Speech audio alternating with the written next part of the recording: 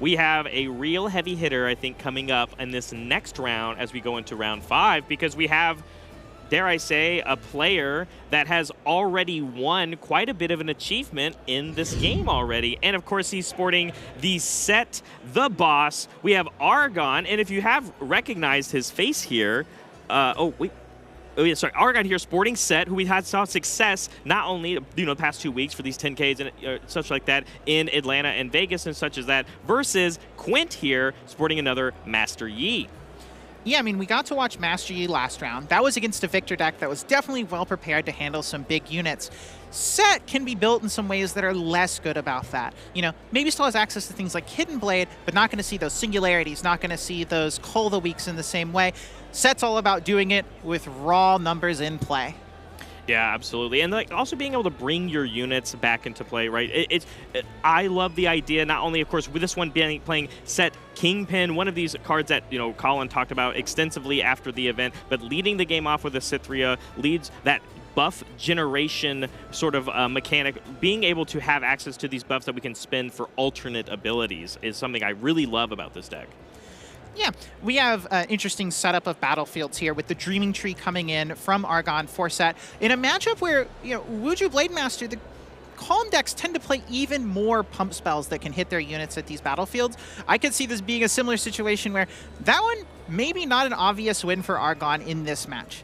Yeah, absolutely. As we move up for the Conqueror, as we pass back for Argan, we're going to go ahead and Conquer, take that 1 point on to the Dreaming Tree, which, tells me that maybe we have one of our tricks of our own that can target. But one of the key points of playing the Kingpin version is that when you go first, we have that 4-costed champion unit that we can immediately put onto a battlefield. With Cithria receiving a buff, Kingpin gets even stronger when they're at the same spot. Yeah, this is a 6-might unit on turn 2 on the play. Something the Wuju Blademaster can't really fight through. You could play a couple pump spells, a Discipline and an On Guard, but that's still only offering a trade, and that's not getting rid of that Cithria. Absolutely. Tank keyword coming in very well for this game. And then as we pass back for Master Yi, we're going to go ahead and take over the Targon's Peak. And so even more runes to play with across the turn so that we can target some of our stuff as we only played a 2-drop, passing it back with full access to 5 runes on dealer turn, but giving that hold point away. Yeah, passing with this many runes in the Yi deck, not always a surprise. That deck really leans on cheap 2-drop units and some of those big heavy-hitting units a lot of the time. And the 5 and 6 is where things get a little muddied. But it's not a deck that's actually that good at using its energy on the opponent's turn if we're not getting into numbers fights, if we're not getting to Discipline or getting to On Guard. There is Defy, but the spells Sett's going to play aren't things you're probably looking to defy here. One of the things that Colin here had really highlighted in his deck when we go back to what he really values when playing a legend like Sett the Boss is the amount of 4-cost units in his deck. Of course, this one, I'm eating my words, this one costs 5, with Sett Brawler hitting the base, which is an incredibly good one to not only use a lot of these buffs that is going to generate to go in and get more might, but it also has that conquerability to get it back as well. But he always values you having these high-impact middle-of-the-game cards to play and then keeping them alive over and over again. Yeah, I mean, Sett is a deck that is about that mid-game. Those 4- and 5-cost units are where so much of the might comes from. In addition, when you're going second and you have those 5 runes on turn 2, being able to play something like a Sett Kingpin or a Fiora and then showstopper it into a battlefield while, your opponent has probably exhausted all their runes on their turn 2, lets you catch back up from being on the draw. Orange Sett in particular, really great in this matchup. Big unit, awesome at breaking through Wuju Blademaster. Absolutely, and like you said, you showcase cards like Showstopper being able to be an extra form of movement to get them going and contesting those units. Seeing the Tasty Faithful come down as just a very good unit to play and not paying the accelerate cost means we're actually going to completely net in this value of channeling 2 runes and drawing a card after it does end up dying. Feels very good to just be able to contest you played a unit that's going to have a lot of value for you, I'm going to play one of my own, and neither of these are just going to go in right away. Yeah, when you're Argan here, you have to be really happy. You made the Master Yi deck do something it doesn't want to do. It backed a unit out of a battlefield and left it open. The Master Yi, the Wuju Blademaster Legend, is so good at holding, so when you've already got them on the back foot and they're saying, well, I'm not going to do that, I'm not going to engage with my normal early game plan, that means you must be in a pretty good position. Yeah, absolutely. Really valuing keeping your units alive, and instead, I'm wondering if we'll see another 4-drop here come into play here for Argan, but in a good spot, both sides, I would say, having both champion units out. Very exciting to see what we might end up doing. But instead, the main-boarded Sabotage is coming in here for Argan. Very good choice here. Look at all those pump spells. I mean, this is one of those Sabotages, you look at their hand, you're like, those are all of the same card. Probably going to end up taking the Discipline because that one can cantrip. But this is really good information to know as Argan. That's a lot of tricks to be wary of. +4 is a number. You think the Master Yi deck will have it sometimes, but you're not always sure.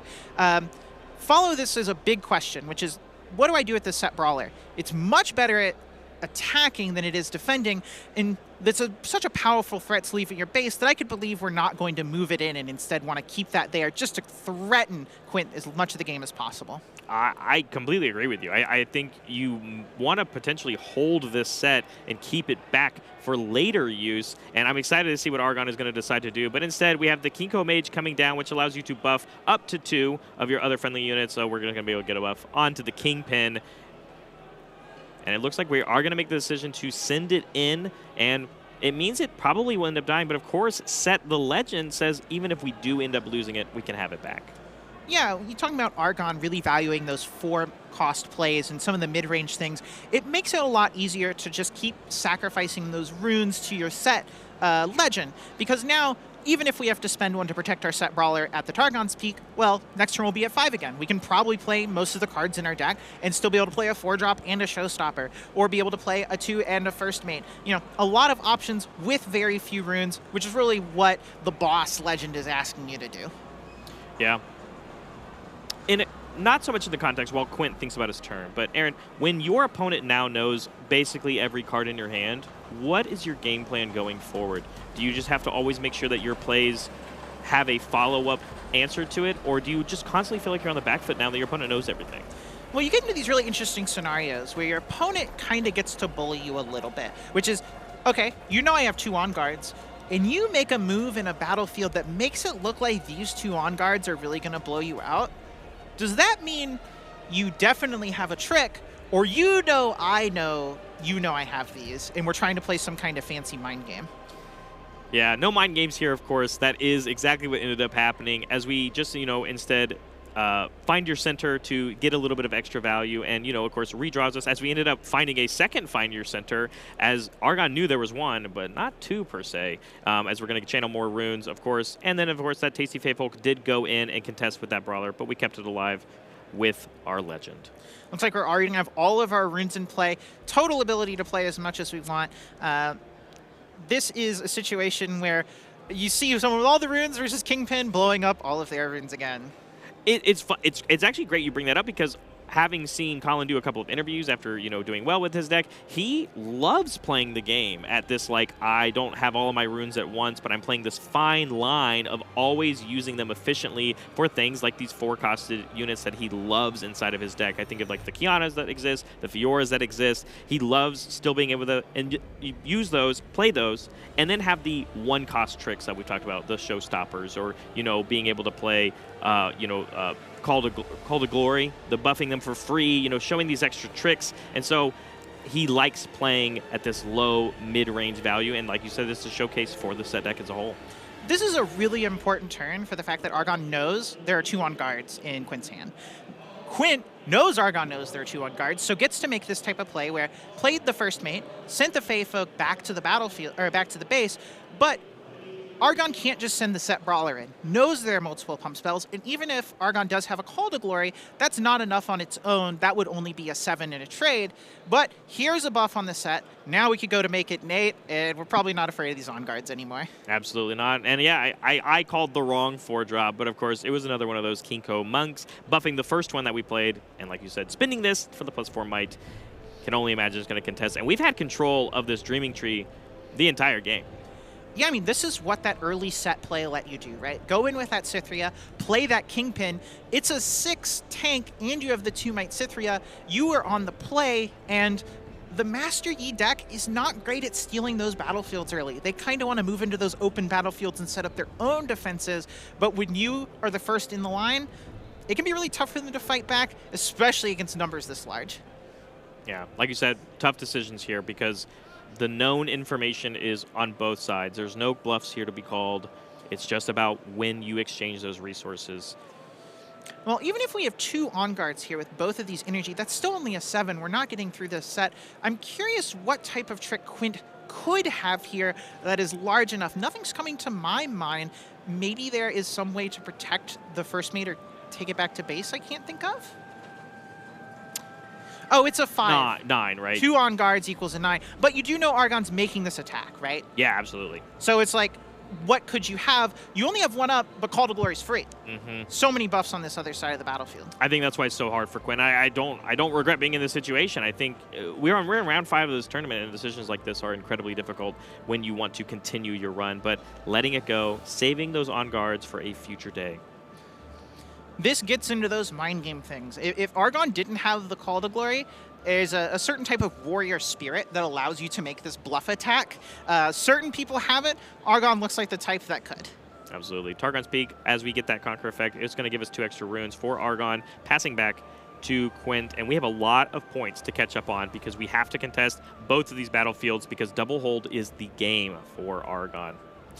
Yeah, we really have set up a pretty strong just back and forth situation as Argan, right? I have this battlefield that there's almost no way you're contesting it. My numbers are so large. Your deck's not playing just spot removal to take care of these things. And my other battlefield is this Sett brawler that, okay, you conquer it and you send my Sett back to my base, but if I have a way to buff it, we're going to be able to brawl again, get in with another 8 or 9 or 10. And, you know, if you have these Call to Glories and all these tricks, it puts a really tight squeeze on your opponent on what am I even able to do during my turn. The first move for the turn, moving the tasty Fey Folk to contest against this Sett. 6 might, sending it in, just going to let it go. We see the same play once again. We're going to end up saving it with the Legend ability, recycling a rune, keeping it right back, but giving that point away just to maybe see a repeat of what we saw last turn. That could be the game for the Argan regardless, so it's still up to Quint, but he's got everything to play with still. Even if Argan doesn't have a way to buff this brawler and get it in again, having to put that tasty Fey Folk into the Targon's Peak makes it a tough situation, though there is a White Flame Protector, which I assume Quint is going to use to just break through a little bit of this massive board. But the Fey Folk in the other board means you won't be able to use that to help fight through this problem. And this hold, not this turn, but next turn is going to be threatening a win. Yeah, I actually have to do a lot of math here, right? So it's not just the White Flame coming in for this Poro, putting it up to 10, but we have to remember this Sett Kingpin does have tank, so it has to eat up basically all of this, and with the scaling might of the Sett Kingpin and its own buff of its own, there are 3 total buffed units at this battlefield, so I think it's only going to deal with this Kingpin. Well, if you're able to deal, the Kingpin's going to be a 9. You do have these 2 on guards, which again, everyone at the table knows about. Maybe you're able to use these, clear out a little bit of stuff, but you can see that Call to Glory in Argan's hand. So any numbers you're trying to set up, Quinn has to think of 2 things, okay? What about the scenarios where Call to Glory exists, and what about the ones where it doesn't? Yeah, and with no use of the on guard, it's just going to be for that 1-for-1 trade, taking down the tank at the battlefield. Argan realizing, okay, you pass to me. I could play this Call to Glory, but then you will get to play these on guards. And I think this Call to Glory is worth more than your on guards and making this deal. Let's just let this trade happen. Yeah. Very hard for Quinn here, and I understand because, you know, we did get deal with the tank, but we can't deal with any of these current units in our current state unless we move the other Poro up and maybe then use the on guards, but we're in the same situation. So going to be a tough one here for both of these players to figure out what the path is for Quinn's victory. This is a bit of the squeeze that happens when a player is at 6 points. You really feel like you need to move your things into one battlefield to be able to protect from them conquering it and winning that way. But if you do that and you like put this Poro into the Targon's Peak, or you play another unit there to try and bulk up, then you're unable to have those units in your base to threaten the battlefield they're currently holding. And it's a squeeze that sometimes can feel like you don't really have a right answer, and it's a really fine line to thread throughout the game. Speaking of fine line, I think Argan is trying to figure out his for that. He already got the hold point, of course, from the Dreaming Tree that he's had, and now it is about dealing with this tasty Fey Folk. And again, he hasn't forgotten anything that's happened earlier on in this game. Sabotage still showing off those on guards from oh so long ago that are still in hand. But we have a few pieces that can help us break through it. Yeah, this is a situation where you have to decide, am I trying to win the game this turn? I see a Pit Rookie. That's 1 buff on the Sett. That makes it an 8. I see that Call to Glory. That's 3 more. That's 11. And I see a Showstopper. That's another buff, but not one you get an opportunity to spend on the Sett Brawler. So it is just a +1. Is it worth it to make this play and move all in and trying to beat this tasty Fey Folk? What's the worst case scenario versus just piling all your units into this Dreaming Tree and saying, all right, I don't think you got it, Quint. That's a lot of numbers. You called it. There it is. Going to move that Sett Brawler over. And a play like that just means that we have to look at other things. Arena Bar coming down and using it now because the Sett Brawler had to exhaust itself to move, of course, and now it has an extra buff to deal with for making this battlefield even scarier. And then also a Pit Rookie coming in to buff up that lonesome Kinko Monk that was left there earlier. That's exactly the game plan. Now it is presenting the puzzle once again to Quint. It looks to me like this is a total value of 19 might. Quint only has 10 in play. We know about 2 on guards. That's potentially +4, though a little awkward if you have to send in the Poro. Another White Flame Protector plus these gets you into close ballpark range. However, Argan has that Call to Glory that we know about. That is another secret +2, you know, worth 3, but -1 from the buff. Yeah, absolutely. And I think, and this is my favorite part about when I play Sett, is I love presenting the might math challenge to your opponent and thinking like, hey, well, do you have the right cards in your hand currently to get there? And Master Yi is one of those decks that is very good at doing that. We'll have to find out if the right pieces are in Quint's hand, but we're doing it right now. Yeah, I mean, one of the really cool things about playing the boss in Sett is that you get to play free, quotes, cards that other people don't really have. You have Call to Glory and you have Wallet, both as options. And your opponent always has to respect that Call to Glory. Here is moving in that Protector, doing these on guards, sending in that 1 unit at a time to avoid that problem of making these on guards not as good. I've already forgotten about the bonus draw from picking our White Flame on the Dreaming Tree battlefield because, again, hasn't been contesting this battlefield all game. So finally seeing that go through here. Just cleaning up some stuff, trying to make the board a little bit smaller. You got to think, what can I get each time? I don't need to make big attacks all at once and get blown out if you have something. We can do this piecemeal. The numbers work out where we can just take little trades. Yeah, and like even this little Poro here is enough to trade with the Pit Rookie that doesn't have a buff onto it. So again, at least the Poro still amounts to getting rid of 1 more unit. The Call of Glory, you're going to spend the buff on the Cithria and give +3 might to the Sett. And of course, the targeting occurs for the Dreaming Tree draw here on Argan himself. But now this is the world where you can choose to distribute your might somewhere else. That's an interesting choice to Call to Glory there. It really wants to spend the buff off the Cithria. If Argan had just passed priority back, then the Stalwart Poro would have traded with the Cithria and Argan would have been down that buff. Here's the Dead Bloom Predator, which with that on guard, that looks like 9 might only to 10 from the Predator. That is enough to take this battlefield back. Wow. The puzzle did get there, presenting a situation for Argan to still be in this game here, because now the hold point is much harder for Argan to pull off. Wow, it looks like it's going through. Everything is going to get cleared off of that battlefield. Quint taking the point. We're going to save, of course, the Sett Brawler using our Legend ability. And now we're in a scary situation where some of the largest units in this Master Yi deck are by themselves on each of these battlefields. You really have to respect the type of calm Quint had to hold these on guards. And both players knew about them this whole game and really got maximum value. Use the first one to be able to trade in 10 for 10, use the second to be able to protect the biggest unit that he had and take the battlefield all at once. If at any other point those were used differently, I don't see this playing out nearly the same way. Wow, this is so hard because I don't know.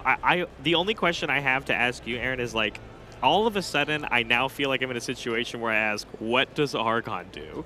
Right, the whole game's been the other way. What can Quint do to break this hold? Finally broke the hold. Argan has this Sett Brawler. We know there's a Showstopper in hand. That's one of the cards that can do something, but it's only a 5 unless you have another way to buff it beforehand. And it's looking like, to me, there's some more challenges there, but these units are just way too large. Yeah, Sett Brawler without a buff versus having one, very different story. I can imagine the play here going through Argan's mind is, okay, if I move my Sett Brawler into this Dreaming Tree and I play a challenge and I draw a card, maybe I can hit a Call to Glory, but what does that look like? Wow. And just like that, the game completely took a 180, and game one's going to go to Quint after that incredible puzzle he had to solve to break through all that might. That is one of those games where you're Argan, and you're going to look back at it and be like, where did I go wrong? I had everything under control the whole time. I was bullying you in one battlefield. I had the other one held the whole time. I was at 7 points, and you had to take both, and I knew your hand most of the game. I feel like I could have done something differently. And sometimes you can't, but those are the types of things you're going to think about going into these next games. Speaking of those next games, Argan went first that game. Right, that was the game with the turn 1 Cythria, Sett in the Dreaming Tree, did not get taken for like 4 turns, got 4 hold points. But sometimes, even with that, the Master Yi deck, talked about, they do one thing, but they do it really, really well. Lots of big units, lots of tricks, and the boss wasn't able to keep up. No, he wasn't. I wish he was, but that's what games 2 and hopefully game 3 are for. But man, I really have to applaud Quint there. I genuinely think he played that turn, taking over and whittling around all of those units, getting them out one by one, starting with the Kingpin, taking off the smaller units little by little for the perfect play. I genuinely don't think I could have pulled that off myself, at least in that specific mindset. And remember, that entire time, your opponent knew 2 of the cards in your hand as you got to that journey. Yeah, it's one of those games you got to see Quint's face as things went on, and cool as a cucumber, but I know internally if that was me, I'd be like, whoo, I can't believe I did that. How did that happen for me? But you're just so relieved you're able to pull it out. I'm really excited to see the next 2 games if we get that level of back and forth some more. If you're Argan, like you said, that felt like almost the near perfect execution getting to where we got to in the point until it all of a sudden wasn't. What do we change? What do we do different?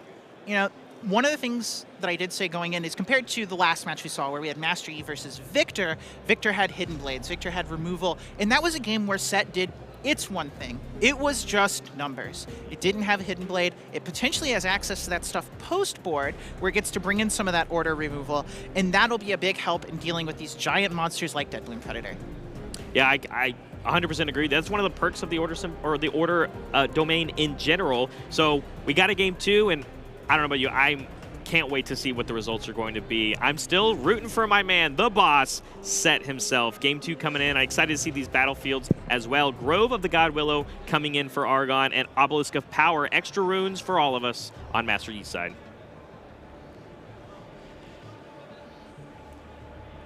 Can we talk about mulligans just a little bit? I would love to talk about the intricacy on how such of an important decision, it isn't just in this game, but in card games in general. And this one is so unique, I feel like. The like decision making that it got to half of your hand and they go to the bottom, you might never see them again. Right. We're playing a game where there isn't really shuffling. Recycling your cards pretty much means they go away. So when you see one of those important cards, you know, just as an example, Quint in this game, you see something like a Deadbloom Predator. It's one of your best cards. You can't play it for a while. If you hold it in your hand, it might get stuck there, so the incentive to put it on the bottom is really high, but you may not see another one. Absolutely. Obelisk of Power are going to be very powerful here for Master Yi because we are able to play a turn 1 Kiana, recycling the only body rune we had at the time, of course, and only the Cythria coming in for Argan, but that is what you want to see because of what we might end up saying. Here comes the Kingpin, tapping those out, having 1 rune to play with, and giving a buff to Cythria because we played a unit. Choosing to play the Sett at the base this time. Last game, we were really aggressive, moved the Cythria in, played the Sett to protect, but now the Kiana may be causing us to rethink, or we just have a showstopper to move the Sett in ourselves. Good value for wanting to specifically get the buff onto the Sett to make this hold from the Grove of the God Willow ability hopefully come full circle. But because this is the same play that we kind of saw in the first game, aside from maybe keeping the Cythria, we're going to go ahead and support it. There's a world where this battlefield gets held almost the entire game like we saw in the first one. Yeah, this time though, Grove of the God Willow, much better battlefield to hold. Argan wasn't really able to capitalize the Dreaming Tree in that game, and Grove of the Godwillow, though, you don't have to do a ton of work to capitalize once you're in there. And I brought up game 1 how good these 4-drops are, because when you're going second and you get that extra rune, you can play a 4 and you can Showstopper. It's the same thing when you're on the play, but it's an Obelisk of Power game. We get to see that right here, really doing this powerful thing, and we have a Sett with 8 might already on turn 2. Absolutely. Forcing this Kiana to go to the other battlefield, wanting to take advantage of this on Conquer ability. Quint will decide if he wants to draw one or channel an extra rune, and it looks like here comes that channel. That being, honestly, the decision I've seen a lot of players making today, and it makes a lot of sense when it just comes to paying these power costs at later on in the game, but sooner rather than later. Right, well, we go back the power cards. You have Deadbloom Predator, White Flame Protector, and Tasty Fey Folk. 8's your magic number. You play a Kiana when you're at 4, it puts you to 3. You go up to 5. Conquer puts you back up to 6. You're ready to play one of those big cards. And even if you don't have them, opponent Argan has to respect you can get Deadbloom Predator. What does that look like? Do I have a plan for that? And the threat of that is worth so much, sometimes even more than a card. Back to Argan as he contemplates what to do with his turn, but does get that hold for the Grove. I see a first mate in hand. A lot of opportunity here with Quint being totally exhausted out, no runes available, can move that Sett Kingpin back to base, hit it with the first mate, and then move it into the Kiana if you want to try and just take that out of the game right now. That would be a trade, though. It would be a 7 for 7, so without another trick, maybe that's not worth doing. I love Fiora. I think this card is so good, and I'm so excited to see this Fiora even in the Fiora Legend, hopefully next set, for people really experimenting with the card, because when it gets a buff, like it does in this deck very easily, it just gains all of the sort of abilities. Yeah, I mean, Fiora, really sweet. It's especially sweet with Showstopper. Once it's ready in your base, you can use the Showstopper. That makes it mighty. You go in and take a battlefield, and then she has ganking. You get to go and take that other battlefield. Another one of those really powerful plays you get to do during these early turns with these 4 might units, or 4 cost units. Big situations from just pretty cheap cards. And that seems to be the play, just to reinforce that battlefield. We're seeing very similar stuff from Quint with a success that we saw in game 1, right? We moved that first Poro back after we had gotten it. And of course, Kiana, we would take advantage of that on Conquer ability. Well, we can only do that when we bring it back to go to another battlefield. Clockwork Keeper also getting played. And we are going to take advantage of the recycling a Calm Rune to draw a bonus card. And just playing it very slow here. It's very much the exchange of resources. And we saw at the end of it, Quint come on top. This game looks a lot like the last game. Argan took this battlefield early, played a Sett Kingpin, is trying to do some big holding, and Quint, is just fighting for the other one. We're going to let you keep this one for a while, and I know my bigger cards in the end will maybe give me that advantage.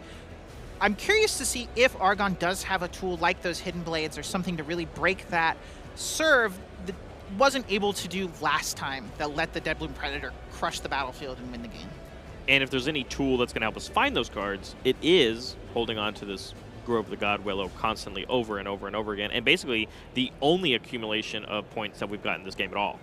Yeah, one of the things about the Sett deck is the cards in the deck themselves aren't very good at drawing cards, but Sett has access to multiple battlefields that are great at it. You have Grove of the Godwillow and Monastery of Harana, Grove being hold draw card, and Monastery being when you conquer, you can spend a buff to draw a card. So the Sett deck, while not having a lot of the card draw in the deck itself, really gets to capitalize in the deck building portion with these battlefields. Fiora finally getting that buff from the Kiko Mage or Monk that was played after this Poro, so the Poro is also going to receive a buff of its own, and very quickly this battlefield has accumulated a very large number of might and a hidden card to top it off. Can only imagine it's things like that Hidden Blade you've already talked about. Yeah, so there is a little bit of a mind game here. It could be Hidden Blade, or it could be Paka Cup. Pretty common card for these decks to play, but Quint has to respect that it's Hidden Blade, because if you make a big play with one of your large units and you get blown out, that's really tough. If Quint does have access to something like a Defy in hand, it's a way easier game to play from here. Passing back to Quint, going to keep 1 rune up for Argan. Not a lot of 1-cost tricks, though. I can only think of things like Unyielding Spirit, but doesn't do a whole lot in this matchup particularly, so I don't think we're going to see those. But Kiana going to go in for the Conquer effect. Once again, the benefit on pulling it back the turn prior means that we're going to get some extra value here. And now it's time to draw some cards because we've got a lot of runes to play with already. Yeah. Quint knows that this battlefield is a problem. We are tied on points, which means Argan is going to win the race if nothing happens. So you really got to build up that big suite of pump spells and tricks on your side to fight the big suite of pump spells and tricks on Argan's side. This game's going to boil down to one big showdown and fight again. So as we build to that final turn, do you think, I guess the question is, the mind game, will the Defies come through quick enough? Will we find them? I can maybe see one that will help us deal with stuff like the hidden blades that are hidden. Yeah, well, we're putting a lot of pressure on Argan with this Kiana. I talked about earlier in the game there was an opportunity to kill the Kiana with the Sett and Showstopper, or the first mate and trading off. Decided not to. Wow. Here, it looks like we were forcing that type of trade. Deciding that looks like Quint might be trying to make a move on this battlefield sooner than I expected. Potentially has a really strong set of pump spells and tricks in his hand right now, and Argan's pretty low on resources to fight back with the current rune situation. Yeah, I mean, the fact that it's going to lose so much might because it is no longer at the same place as other buffed units. This Kingpin dropped dramatically, and on top of that, if we want to use cards like Call to Glory, which are basically one of the only ones we can afford, we'd have to spend more of our buffs. So this is a perfect card for Quint to play here that gets so much off of Argan's board. Discipline, very good here, getting to, make that buff get spent on Sett. I got to imagine there's a move in here where we're going to be sending in this Master Yi and some of these things into this battlefield, the Grove of the Godwillow. We spent a lot of resources there to take the Sett out, but only for a single turn. We must be making a really big play.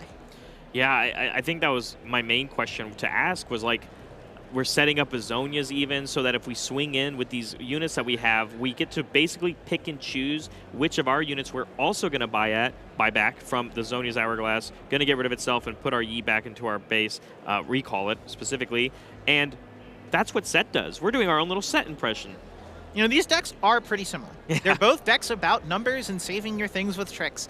Master Yi comes in ready, pretty powerful. Sett Kingpin comes in at 4C. That's pretty much the difference on the really base level. Yeah, and also holding onto this hidden card for quite a bit, because if there was any opportunity, maybe you do it there. If that's what this card is, again, you might be right. It could just end up being a Paka Cub, which doesn't necessarily shift what's going on in this exact moment of attacking with one unit at a time on the side of Quint. If it's Paka Cub, what do you do? Yeah, I mean, as Argan here, if it is a hidden blade, I think you're in the mindset of there's got to be something better than this Master Yi. This is just a 6-mite unit. You have Dead Bloom Predators, those are 8s. You have White Flame Protectors, those are 8s. And you're not even kicking me out of this grove. I'm still holding. I'm still getting cards. I can keep playing this bluffing game one way or another.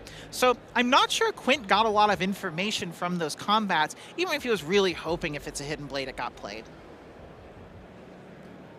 Just decides to move our Sett Kingpin back to the grove, go back where it was. Arena bar also going to come down now that it is exhausted. Hey, this game is exactly like the last one. You weren't joking, Aaron. And I think the biggest note I have is that we not only are playing the same game back and forth and making these similar decision making, but the point values are lower than they were when this started happening in game 1. Yeah, well, in the previous game, Argan was fighting for the second battlefield.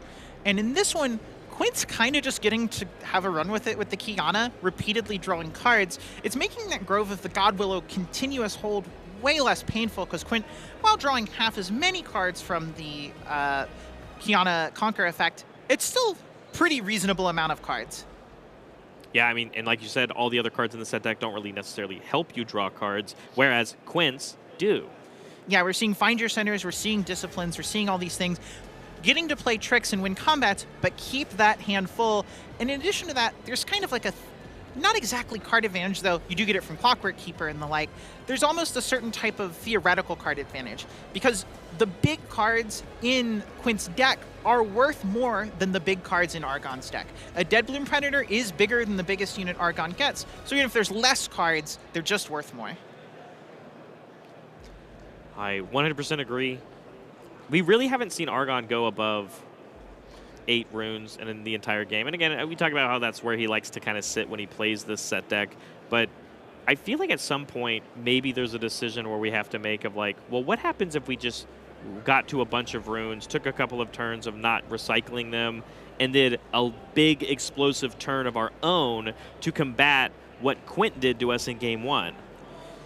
Yeah, I mean, there is a situation in this game where Quint spent a lot of resources the previous turn to try and not let Argan build this huge situation and get to pick the flow. But it sort of looks like that didn't work out super well. We trade a lot of things to get this Sett Kingpin into the base so we could fight some more stuff there, but we didn't take it, and now all the stuff's back.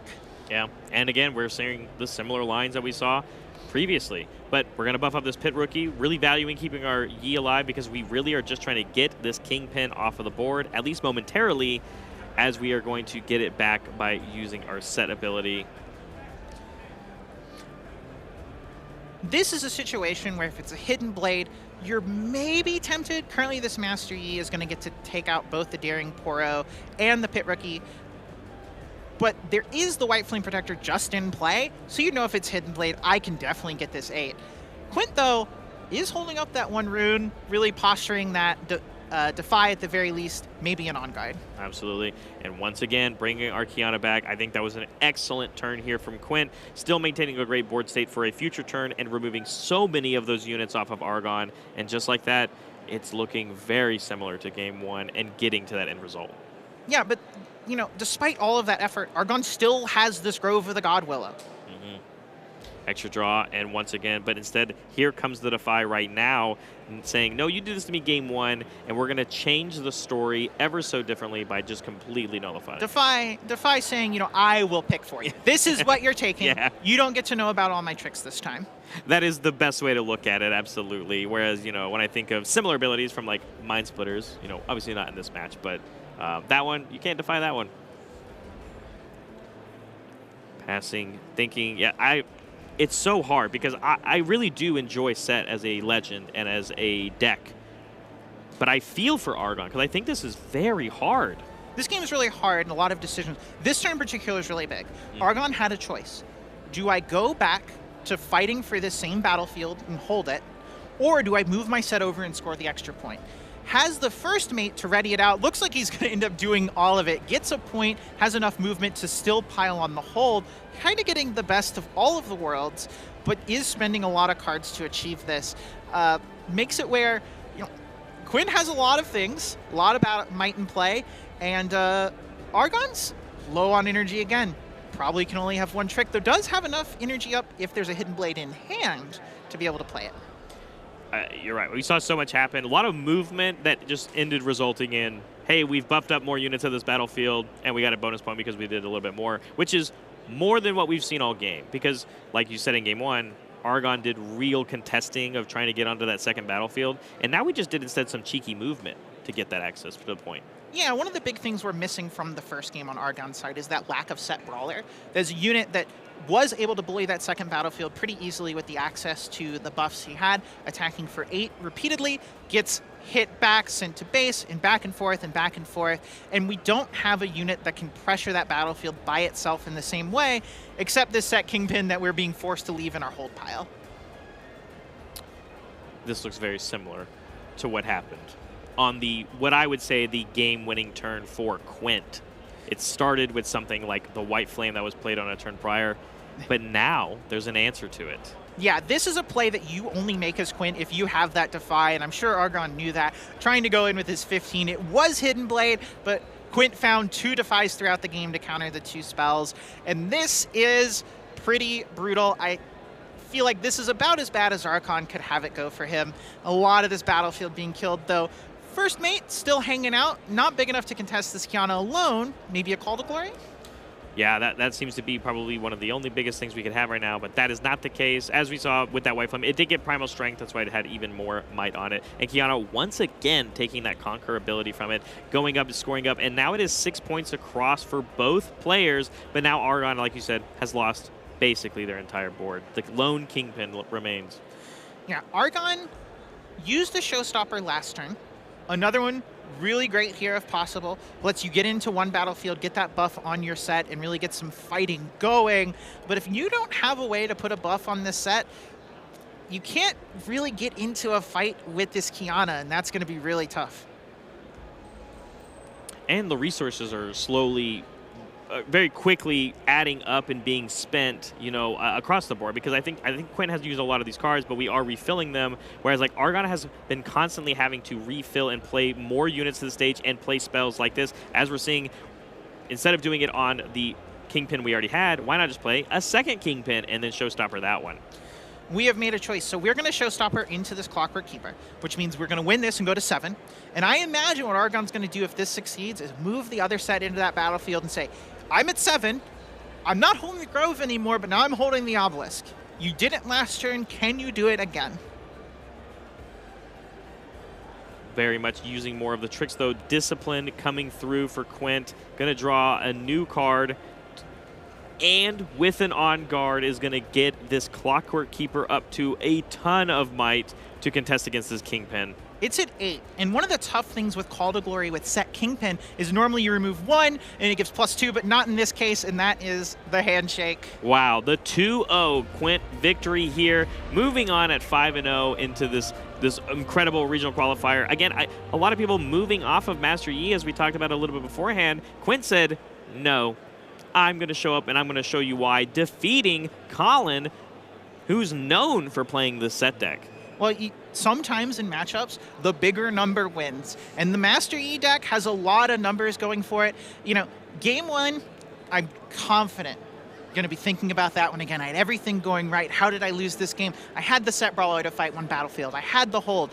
Game 2, had the Grove of the Godwillow for so many turns, drawing so many cards, but not able to contest the second battlefield and really just letting Quint get some extra points and extra cards off that Kiana in a way you really don't want to let happen. I think that was masterfully played by Quint. It very much showed that I think he had the experience on, hey, my deck can do your thing, but better. Even with your legend ability to bring and recall your units back, I'll just keep fighting through them. I'll keep on drawing cards while I do it, and that's why we saw the success. And Master Yi is very much of like a legend to look out for, and I think everybody knew that, and the people that pilot it and make those good decisions like Quint did are going to be the ones that you need to look out for in this tournament. Definitely. People will sometimes say, oh, my Master Yi matchup's really easy. It's a deck that's fairly easy to play. You just play big units. You just do this stuff. But there is a lot of play to how do I use all of these tricks. You have Defy, you have On Guard, you have Discipline, you have Hourglass. It's a lot of tools that you really need to maximize because your opponents are also doing powerful things. And that is really what separates a really great Master Yi player from someone who is not doing as well. Absolutely. But we're only 5 rounds in still. We have a lot more Riftbound to be played today, so don't go anywhere. We're going to cut to a break, but we'll be back.